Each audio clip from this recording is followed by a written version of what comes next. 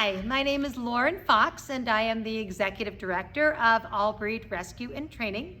And today's Training Tuesday, we are going to talk about some terminology that some of you might be familiar with, but can be a little bit confusing when we're looking at dog behavior.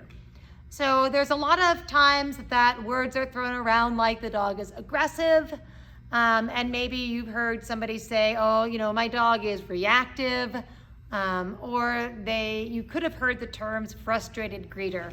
So what I want to go through today is the difference between aggressive dogs versus reactive dogs versus frustrated greeters, and give you some tools so if you are evaluating your dog's behavior, you might know a little bit better which category they might fall in. So I did behavior work for many years, and although I am currently retired from doing behavior work, I would have clients that would tell me that their dogs are aggressive. And what I can tell you, in the close to 20 years that I did behavior work, I have had very few cases of true aggression. I would say in all of those years, I might have had a total of, maybe a dozen cases of true aggression. So when we're talking about real aggression, we have to look at what the definition of aggression is. So if you look up the definition of aggression, what you're going to see is basically intent to cause harm, okay? So what that means is regardless of the stimulus, okay, that they are going to act in a way in which their intent is to cause some kind of harm. And usually that's going to be, in the dog's world, that's going to be physical harm, okay? And it's actually pretty rare that dogs want to cause harm to somebody or something, whether it be a other dog or a child or an adult, okay? It does happen. But usually with those dogs, it doesn't matter what the stimulus is. Their intent is to cause harm, okay? So that is true aggression. What we see mostly, what I saw in my years of doing behavior work and what my behavior staff sees now, is mostly reactivity with the subcategory of frustrated greeter. So let's talk about reactivity. Reactivity is when a dog has a particular reaction to a stimulus, but then when that stimulus goes away, that they are triggered by, the reactivity goes away. So for example, I'm gonna use my old dog hands. Okay, here's my dog, okay? And there's, nothing going on. This dog is what we would consider dog reactive, right? So it's just a normal day. We might be sniffing the ground, looking around, but they're not just barking and lunging at anything or trying to go after things. They're just perfectly fine, right? And then you have a dog that comes into view, okay? This dog sees that dog, which is the trigger for that behavior, okay? This is the stimulus. And so that dog is barking, lunging, growling, up on 2 feet, snarling, spit flying, okay? Looks like that dog wants to eat this dog. Okay? Most of the time when you see that display of behavior, okay, this dog is really trying to tell this dog to go away. And what happens so much of the time is that it works. Okay, this dog's barking, lunging, growling at this dog. This dog is like, I do not want to meet you. So this dog leaves.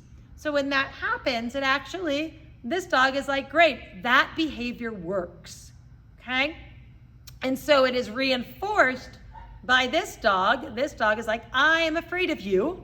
I want you to go away. And this dog is like, got it, I'm out of here. And this dog goes, that worked for me. Okay? This dog doesn't want to eat this dog or hurt this dog. This dog wants that dog to go away. And that is what we call reactive, because the dog is reactive to a particular trigger or stimulus. And when that stimulus goes away, the reactivity goes away. Now, it's not always that cut and dry, okay, but this is a very basic understanding of the definition of reactive or reactivity. You can, of course, make that worse by then this dog is saying, hey, go away. And this dog's like, okay, but I'm gonna be over here still in view. Maybe I'll be sniffing to say, settle down, buddy. And this dog is still reacting. Well, this dog is on a leash, right? And this dog's owner is also becoming reactive to their dog. So they're tightening on the leash, they're not breathing, okay? They might be pulling back. So all of that information is coming down that leash. And this dog now is like, well, not only do I want you not to get away, but boy, my mom or my dad is really upset. Go away, you're frightening my parents. So then they get really reactive, because the more reactive you get to your dog, the more reactive your dog gets to whatever the stimulus, in this example, this dog over here, okay? But when that goes away, the reactivity goes away, all right? It is a reaction to a trigger. It is a reaction to a stimulus, and therefore we consider that reactivity, okay? Then we have our frustrated greeter. So frustrated greeters are also reactive, but their intention is different, right? And it is difficult to know as you're working through reactivity issues. Is my dog fearful of other dogs, or is my dog just overzealous with other dogs and they get frustrated? And if you have a dog with those issues and you're concerned and you don't really know how to tell the difference, and it is nuanced for sure, and it does take quite a bit of skill for the most part. Usually with dogs that are frustrated greeters, they can be off leash with other dogs fine. We'll get people all the time that say, I don't understand, I take my dog to the dog park, they're great at daycare, but when they see another dog on the leash, it sounds like they want to kill that other dog, and I don't understand.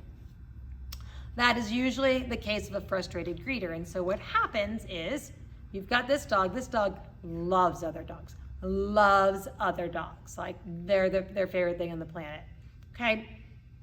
So they see this dog and they're like, friend, right? But they're being held back by you and the leash. Now, if you happen to drop that leash, they would run up and be like, hey, friend, and they might be rude, and this friend might be like, I am gonna discipline you, right? But nonetheless, they just wanna play. They just really want to get to know this dog.